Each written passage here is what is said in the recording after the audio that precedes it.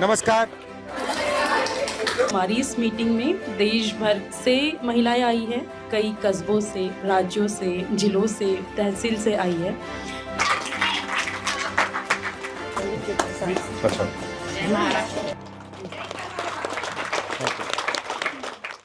बहुत सारे लोग कर रहे हैं पॉलिटिक्स, कई सारी महिलाएं हैं भी ऑलरेडी, तो वाई अस? तो उस रेज का रियलाइजेशन कि हम पिछड़े हैं, हम सेकेंडरी हैं, हमारे पास सच में कुछ नहीं है, हमको धुतकारा गया है, हमको फेंका गया है, मारा गया है, काटा गया है, या कुछ भी नहीं किया गया, तो कम से कम चुप रहने को हमेशा कहा। और ये काटने का हथियार कौन सा है? पेट्रियार्की, नफरत, हिंसा। इसमें शर्म का क्या रोल है? शर्म is also a part of patriarchy, जहाँ पर हमें ट्रेनिंग दी गई है। How does it work? ये कैसे काम करता है? अगर किसी को ताकत देनी है तो किसी से ताकत छीननी पड़ेगी, और ताकत छीनने के लिए आपको कुछ सिखाना पड़ेगा। तो शर्म वो एक एलिमेंट है जो महिलाओं को, औरतों को सिखाया गया है इस बात के लिए कि तुम्हें ताकत क्यों प्रैक्टिस नहीं करनी है, क्योंकि तुम्हारा गहना तो शर्म है। और उस शर्म की वजह से आते हुए भी, जानते हुए भी, समझते हुए भी हमें लगता है ये हम कर नहीं सकते। मान लीजिए आप राजनीति में सफल हो गई और आप जो आपको राजनीति में चाहिए था हो गया, आप पावर स्ट्रक्चर में आ गई, शर्म गायब हो जाएगी?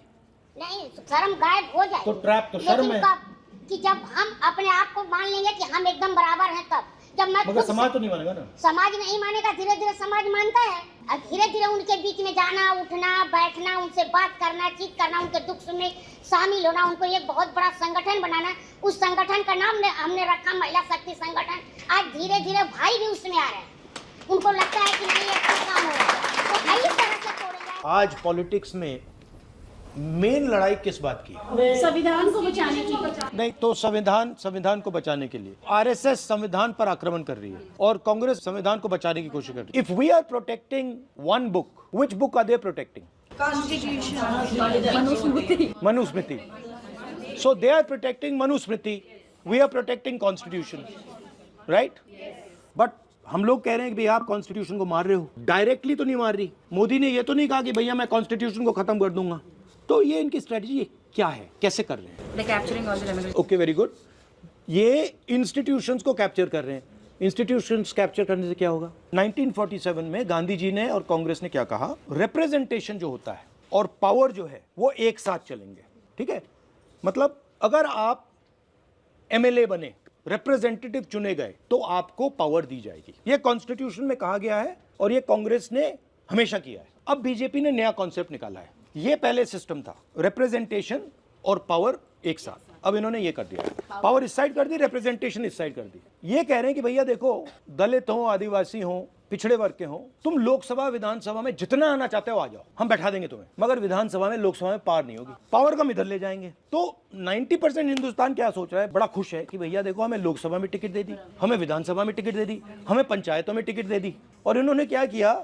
इन्होंने ये कर दिया, उसमें कुछ है ही नहीं, वो खोखला है। वो पार्लियामेंट से उन्होंने पूरी पावर निकाल दी। कहाँ डाल दी पावर? उन्होंने पार्लियामेंट से निकाल के इंस्टीट्यूशंस में डाल दी, ब्यूरोक्रेसी में डाल दी, अदानी अंबानी के हाथ डाल दी, सेबी में डाल दी। हाँ, तो और ये सेपरेट कर दिया।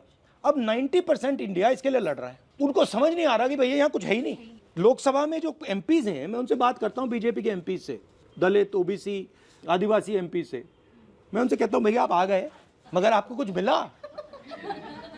कहते राहुल जी यहाँ पे तो हमारी बात नहीं सुनते, बैठा रखा है। कास्ट सेंसस का क्या लॉजिक है? अब कास्ट सेंसस से हम क्या करेंगे? हम पूरे देश को दिखा देंगे भैया इसमें कोई पार है ही नहीं, पार यहाँ है। और फिर 90% को पता लगेगा कि यार ये तो हमारा बेवकूफ बना दिया, इसमें तो पार है ही नहीं, पार उधर है, चलो उधर चलो। आपने मुझे पहले कहा कि देखिए हम पावर में पार्टिसिपेट करना चाहते, और आपने मुझे कहा कि देखिए हम रिप्रेजेंटेशन के थ्रू पावर में पार्टिसिपेट करना चाहते हैं। और मैं आपसे कह रहा हूं कि जितनी रिप्रेजेंटेशन लेनी है ले लो। कुछ नहीं मिलेगा। मैं मतलब लोकसभा में एमपी बैठा हूं, मतलब जब वो माइक ऑफ करना चाहते हैं ऑफ कर देते हैं, राइट? ये हिंदुस्तान की हिस्ट्री में पहली बार हुआ है। 1947 के बाद ये पहली बार हुआ है। 90% को हटा दिया, ब्यूरोक्रेसी में तो आपको हटा दिया, कॉर्पोरेट इंडिया में कोई नहीं है, जुडिशरी में कोई नहीं है, पावर सिस्टम में 9%, 10% लोग चला रहे हैं, और 90% को इन्होंने कहा भैया तुम जाके रिप्रेजेंटेशन करो, और उसमें कुछ है ही नहीं। तो फिर पावर मिलेगा कैसे? कांग्रेस पार्टी का क्या लक्ष्य है? 50% रिजर्वेशन, जाति जनगणना, पब्लिक सेक्टर। अब हम क्या करने जा रहे हैं कि हम देश को बताना चाह रहे हैं कि देखिए ये रिप्रेजेंटेशन और ये जो पावर का स्ट्रक्चर है इन्होंने अलग कर दिया। अगले 10 साल 15 साल का काम ये है फिर से पावर को विधानसभा में, लोकसभा में डालना है। तो इसमें आपका क्या रोल है? आपका रोल है कि क्लैरिटी से आप बोलें कि लड़ाई मनुस्मृति और संविधान के बीच में है, लड़ाई पावर और रिप्रेजेंटेशन को जोड़ने की है।